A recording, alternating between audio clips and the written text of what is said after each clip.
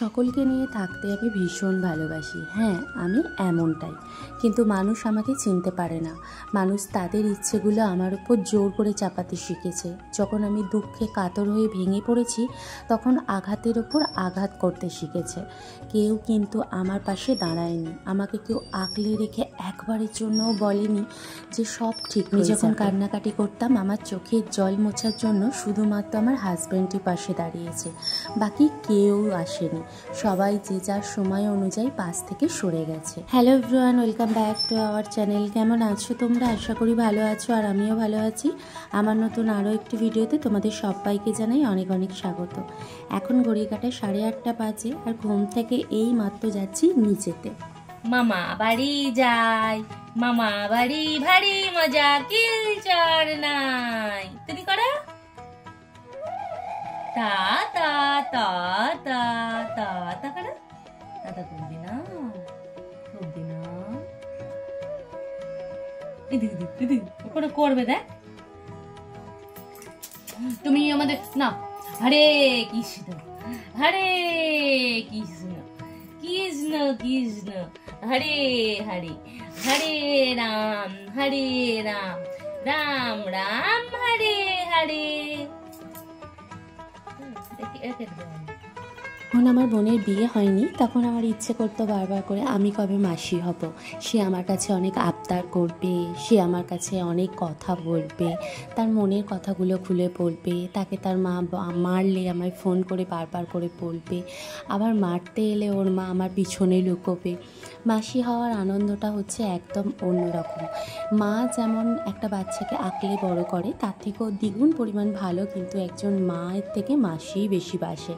তো আমার খুব ইচ্ছে করতো। তো আজকে সেই শখ পূরণ হয়ে গেছে। প্রায় জন্মের পর থেকেই প্রথম টুনাম্মাকে দেখলাম, আর সেটা কিন্তু আমার কাছে অনেক আনন্দ। বাপের বাড়িতে এসে আমি প্রায় রেস্টের মধ্যে দিয়েই আছি। আমার বোন এই যে ডিম টোস্ট করেছে আর সঙ্গে করেছে চা, তো ওটাই এখন খাবো। আর বাপের বাড়িতে এলে সত্যি কথা বলতে কি তেমন কিছুই করতে হয় না, সব কিছুই বোন মা সব কিছুই করে দেয়। যেহেতু আমি অনেক দিন পর পর বাড়িতে আসি, তো সেই জন্যই ফেসিলিটিটা আমি বেশি। এখন হচ্ছে বিকেল হয়ে গেছে, তো আমি আর আমার বোন দুজনে মিলে একটু বেরিয়েছিলাম। তো এখন যাচ্ছি হচ্ছে ঘরের দিকে। আর বাইরে কি পরিমাণ রোদ, প্রচুর রোদ। আর এই রোদের মধ্যে থাকা সত্যিই খুব কষ্টকর। যারা এই রোদের মধ্যে কাজ টাজ করছে তাদের কতটাই কষ্ট হচ্ছে। বসেছিলাম, হঠাৎ করে মা মাছ ভাজা করছিল, বাটিতে করে মাছ ভাজা দিয়ে গেল। সেই ছোটোবেলাতে যেমন আমি মাছ ভাজা খেতে ভীষণ পছন্দ করতাম, তো এখনও শ্বশুরবাড়ি থেকে যখন বাপের বাড়িতে আসি তখনও কিন্তু আমাকে মাছ ভাজা ঠিক এরকম করে বাটিতে করে তুলে দেয়।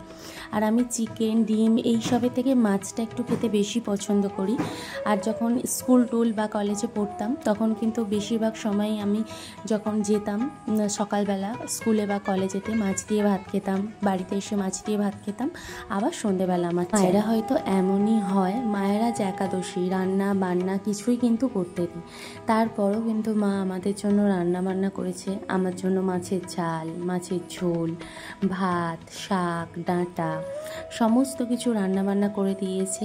আর এখন আমরা খাওয়া দাওয়া। বাড়ি থেকে কিছুটা গোবিন্দভোগ চাল নিয়ে এসেছিলাম, সেই চালটাই আমি আর কি একটা থালার মধ্যে রেখে বেছে বেছে নিচ্ছিলাম, কারণ চালগুলোর মধ্যে অনেক ছিল আর কি কাঁকড়।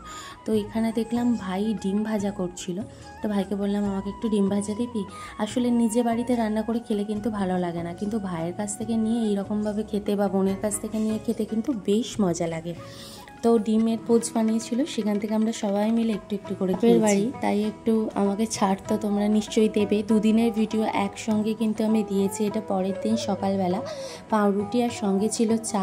এখন পাউরুটি আর চা খাবো, তো খেয়ে দিয়ে তারপর বসে বসে গল্প করবো। সেরকম তো কাজ বাজ এখানে নেই। বাড়িতে থাকলে চা খাওয়ার পরে ঘর ঝাড়ু দেওয়া, ঘর মোছা, কাজের উপর কাজ থাকে, কিন্তু বাপের বাড়িতে আরামের মধ্যে দিয়েই যাচ্ছে। বসেছিলাম, হঠাৎ করে ভাই বলল, দিদি ফিশ ফ্রাই খাবি? আমি বললাম ফিশ ফ্রাই ভালো খেতে? ও বললো যে হ্যাঁ ভালো খেতে, আমি অর্ডার করে দিচ্ছি। তো ভাই আমাদেরকে কবিরাজি ফিশ ফ্রাই কিনে এনে খাওয়ালো।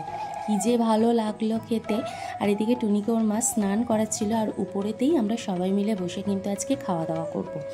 আর এটা খাওয়ার পর এত ভালো লেগেছিল, তো ভাইকে বলছিলাম ভাই আরও একটা অর্ডার দিস। হচ্ছে সব থেকে বড় কাজ, বিকেলবেলা আমরা সবাই মিলে বেরিয়ে পড়েছি। আমার ডাক্তার দেখাবো, টুনির কিছু কেনাকাটা আছে, মায়েরও কিছু কেনাকাটা আছে, সব কিছু নিয়েই আর কি বাড়িতে তারপর ফিরবো। আর এখন ঘড়ির কাঁটায় ওই ধরো 6টার মতো বেজে গেছে। তো এখন আমরা টোটোর মধ্যে বসে আছি, টোটোতে করে সেই জায়গাটাতে যাব, ডাক্তার দেখাবো, তারপর সমস্ত কিছু কেনাকাটা। অনেক বছর পর বোন, আমি, মা একসঙ্গে সবাই মিলে বাইরে বেরোলাম। এর আনন্দটা কিন্তু অন্যরকম একদম। ডাক্তার দেখানো হয়ে গেছে, হয়ে যাবার পর আমরা এখন ঢুকছি একটা ওই বাসনের দোকানে। আমাদের টুনির জন্য কিছু জিনিস কিনতে হবে, কারণ ওর তো সামনেই অন্নপ্রাশন, তো ওর জন্য মা কিছু জিনিস নেবে আর আমরাও কিছু জিনিস নেব। তো সেই সবের জন্যই আর কি আমরা বেরিয়েছিলাম। আর বহুত দিন পর চেনা শহরেতে ঘুরে বেড়াতে সত্যি খুব ভালো লাগছে। আমি প্রায় 5 বছর পর চেনা শহরে ঘুরে বেড়াচ্ছি। আর এখানে আমাদের টুনা আম্মাকে ওর মা এরকম বেল্টের সাহায্যে আর কি বেঁধে নিয়েছে। আসলে ও যদি কোলে করে নিলে অসুবিধে হয়, তো এইভাবে নিলে ও আরামসে ঘুমিয়েও যায় আর খুব সুন্দরভাবে ঘুরতেও পারে। কেনাকাটা প্রায় কমপ্লিট হয়ে গেছে, আর এখন ঘড়ির কাঁটায় প্রায় 8:30টার মতো বাজে। এখন বাড়ি ফিরে এসেছি, আর আমরা কিনেছি এই যে একটা পাঞ্জাবি। যদিও বোন এটা ভাইকে দিয়েছে, আসলে ওর তো মামা ভাত, তো মামা ভাতেতে মামা নতুন জামা পরে খাওয়াবে, তাই এই পাঞ্জাবিটা দিয়েছে। আর সঙ্গে হচ্ছে টুনির জন্য এই পরি জামাটা নেওয়া হয়েছে, তার সাথে দিয়েছে এই প্রজাপতিটা।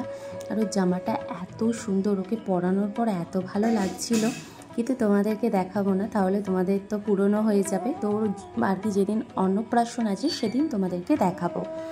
আর এই হচ্ছে ওর আর কি ওই জামাটা এত সুন্দর দেখতে লাগছিল, ওকে পরলে সত্যি অনেক অনেক অনেক সুন্দর লাগে। ওখানের জল করে আমার গলার অবস্থা কিন্তু একদম খারাপ হয়ে গেছে, তাই তোমরা একটু মানিয়ে গুছিয়ে নিও।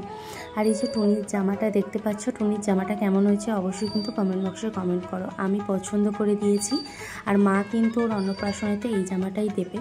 আর সঙ্গে আরও জিনিস নেওয়া হয়েছে, মা একটা আমাকে শাড়ি কিনে দিয়েছে, মায়ের জন্য একটা শাড়ি নেওয়া হয়েছে, একটা বেড কভার নেওয়া হয়েছে, ওই বোনের আর কি বিছানায় পাতবে বলে সেই জন্য। আর এই দুটো শাড়ির লাল শাড়িটা মা আমাকে কিনে দিয়েছে, আর নিচেরটা মা নিয়েছে। তো এইরকম নরম শাড়ি পরতে আমি গরমেতে বেশি পছন্দ করি। আর বোনের শ্বশুর বাড়িতে যাব, আমি তো সেরকম শাড়ি আনিনি, তাই এই ছাপা শাড়িটা গিয়ে পরতে পারবো, তো সেই জন্য এই শাড়িটা নেওয়া হয়েছে।